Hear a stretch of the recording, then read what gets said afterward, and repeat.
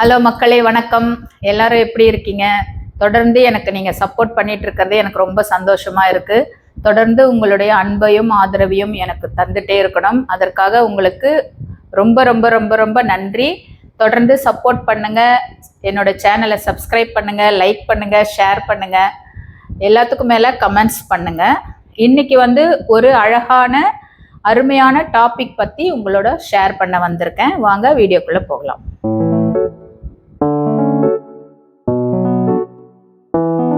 நிறைய இடங்கள்ல நிறைய பேர்கிட்ட இருந்து நாம கேட்குற ஒரு சில வார்த்தைகள் என்னன்னு பார்த்தீங்கன்னா, நான் என்ன பாவம் பண்ணேன், நான் யாருக்கு என்ன கெடுதல் பண்ணேன், எனக்கு மட்டும் ஏன் எல்லாம் கெடுதலாகவே நடக்குது, நான் எல்லாரும் நல்லா இருக்கணும்னு சொல்லிட்டு தான் ஒவ்வொரு விஷயமும் நான் பார்த்து பார்த்து எல்லாருக்கும் பண்ணுவேன், ஆனால் எனக்கு மட்டும் எல்லாம் கெடுதலாக தான் முடியுது, நான் என்ன காரியம் பண்ணாலும் என்ன வேலை பண்ணாலும் அது தவறாக தான் போய் முடியுது.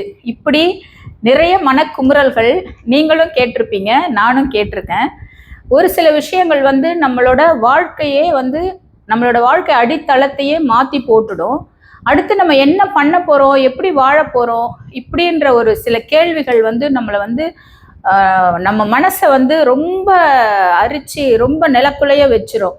அப்படிப்பட்டவங்களுக்கு என்னோட வாழ்க்கையிலேருந்து ஒரு சின்ன இன்சிடென்ட் நான் சொல்கிறேன். 2011 எனக்கு ருமட்டைடு ஆர்த்ரைட்டிஸ் அப்படின்றது, தமிழில் இதை முடக்குவாதம் அப்படின்னு சொல்லுவாங்க. முடக்கு பேரே முடக்குவாதம். என்னன்னு பார்த்தீங்கன்னா, நம்மளோட வாழ்க்கையை முடக்கி போட்டுடும், நம்மளுடைய செயல்பாடுகள் எல்லாத்தையும் முடக்கி போட்டுடும். நம்மளால ஒரு வேலை தன்னிச்சையாக யாரோட உதவியும் இல்லாமல் நம்மளால பண்ணவே முடியாது. எனக்கு 3 பசங்க. அப்போ 2011லேருந்து 16 வரைக்கும் நான் ரொம்ப ஸ்ட்ரகிள் பண்ணுறேன் லைஃப்பில். என்ன பண்ணுறது, எந்த டாக்டர்கிட்ட போகிறதுன்னு தெரியல. அப்போ 2016 என்னோட கடைசி பையனுக்கு கல்யாணம் வச்சுருக்கோம். நான் பத்திரிக்கை வைக்கிறதுக்காக இந்த இடத்துல நான் அந்த ஹாஸ்பிட்டல் பெயரையும் சொல்லணும், அந்த டாக்டர் பெயரையும் சொல்லணும். ஏன்னா அவருக்கு நான் ரொம்ப நன்றி கடன் பட்டிருக்கேன். பார்வதி ஹாஸ்பிட்டல், குரோம்பேட்டையில் பார்வதி ஹாஸ்பிட்டல். அந்த டாக்டர், அந்த ஹாஸ்பிட்டலோட எம்டி சேர்மன் டாக்டர் முத்துக்குமார் அப்படின்னு சொல்லிட்டு, அவர் என் கணவரோட ரொம்ப நெருங்கிய தோழர். அவருக்கு நாங்கள் இன்விடேஷன் வைக்க போகிறோம்.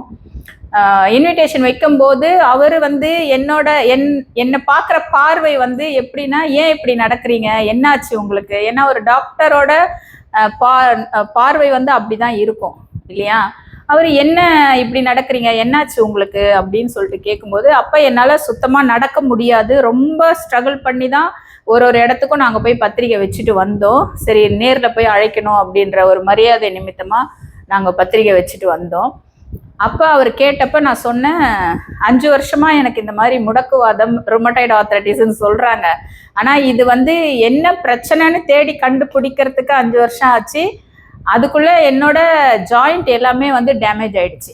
என்ன மேஜர் இடுப்பு ஜாயிண்ட்டு அண்டு கால் முட்டி ஜாயிண்ட்டு, ஷோல்டரு எல்லாமே டேமேஜ். கை தூக்க முடியாது, ஒரு ட்ரெஸ் பண்ணணும், ஒரு ப்ளவுஸ் போடணுன்னா கூட ரொம்ப கஷ்டப்படுவேன், ரொம்ப ஸ்ட்ரகிள் பண்ணுவேன். அப்படி இருக்கும்போது இந்த டீட்டெயில் எல்லாம் நான் அவர்கிட்ட சொன்னேன். அவர் சொன்ன ஒரே வார்த்தை, கவலைப்படாதீங்க, கல்யாணம் முடிச்சுட்டு வாங்க, உங்களை 100% நான் குணமாக்கி தரேன் அப்படின்னு சொல்லிட்டு சொல்கிறாரு. அப்போ தான் எனக்கு ஒரு விஷயம் புரிஞ்சுது, இந்த பிரபஞ்சம் நமக்காக ஒரு ஆளை அமைச்சு வச்சிருக்கு.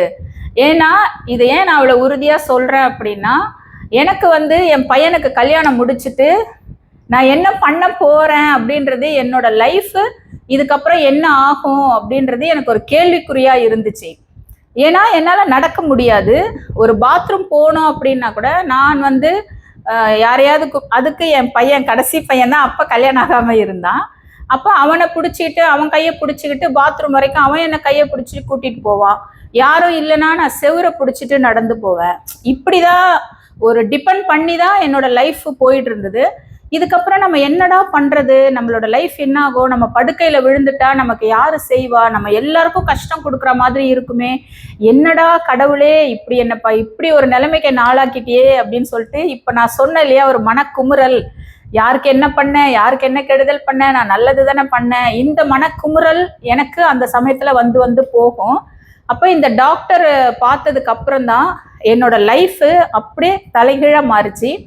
அவர்கிட்ட கல்யாணம் முடிச்சுட்டு போனோம். ஒரு வருஷத்தில் 4 ஆப்ரேஷன் பண்ணேன்.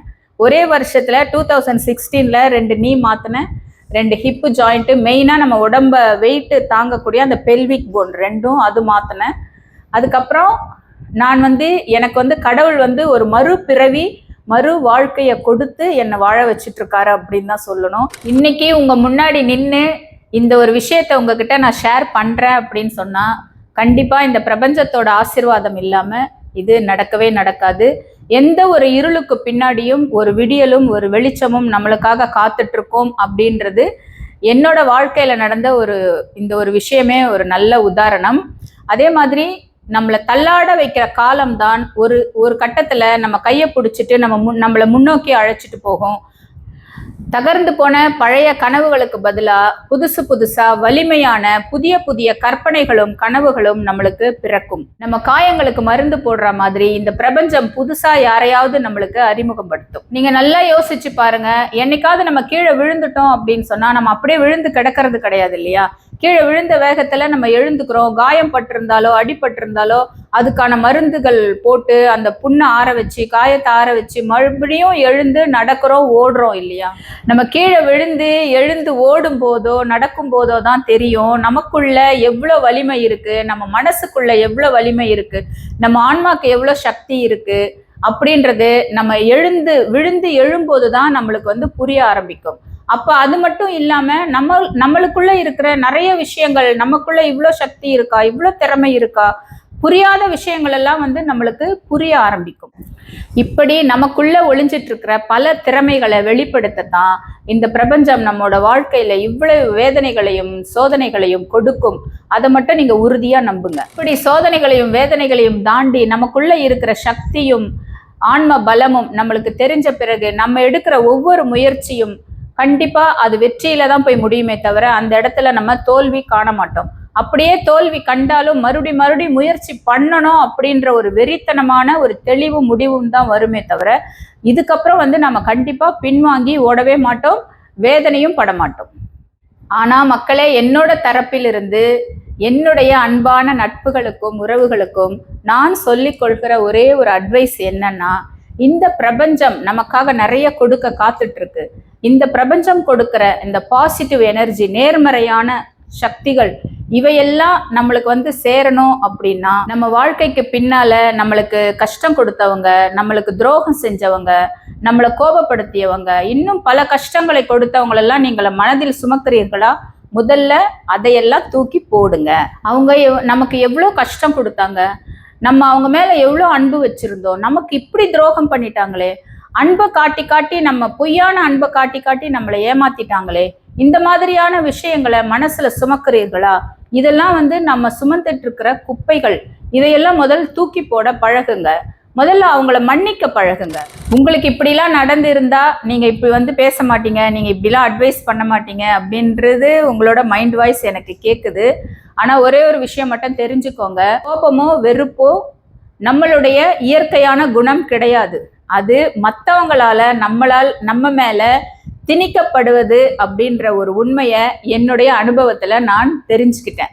அதனாலதான் இவ்வளோ தைரியமா உங்ககிட்ட மனசுல இவ்வளோ உணர்ச்சிகள் இருந்தா அதையெல்லாம் தூக்கி குப்பையில போடுங்க அப்படின்ட்டு நான் சொல்றேன். மன்னிப்பு என்பது நாம அவங்களுக்கு கொடுக்கிற நிம்மதி கிடையாது, அது நமக்கு நாமே கொடுத்து கொள்கிற மன நிம்மதி. இப்படி மன்னிப்பு கொடுத்துட்டா நம்ம மனது லேசாகும். இந்த மனசு லேசாகும் போது இந்த பிரபஞ்சம் கொடுக்கிற நேர்மறையான ஆற்றல் நம்மளை நேரடியா சேரும். அப்புறம் பாத்தீங்கன்னா நம்ம எந்த காரியம் செய்தாலும் அதுல நமக்கு வெற்றி தான் கிடைக்குமே தவிர அதுல தோல்வி கிடைக்காது. நமக்கு எந்த அளவுக்கு மன உறுதியும் மன வலிமையும் கிடைக்கணுமோ அது எல்லாமே கண்டிப்பா இந்த பிரபஞ்ச சக்தியால கிடைக்கும். எனவே மக்களே, மன்னிப்பு என்பது பலவீனம் அல்ல, அதுதான் நம்மளுடைய பலம் என்பதை உணருங்கள். அதே மாதிரி இழப்புகள் என்பது முடிவல்ல, நமது புதிய வாழ்க்கையின் ஆரம்பம், அதையும் உணருங்கள் மக்களே. இறுதியாக ஒன்று சொல்லிக் கொள்கிறேன் மக்களே, இந்த வாக்கியத்தை நீங்க அடிக்கடி கேட்டிருப்பீங்க.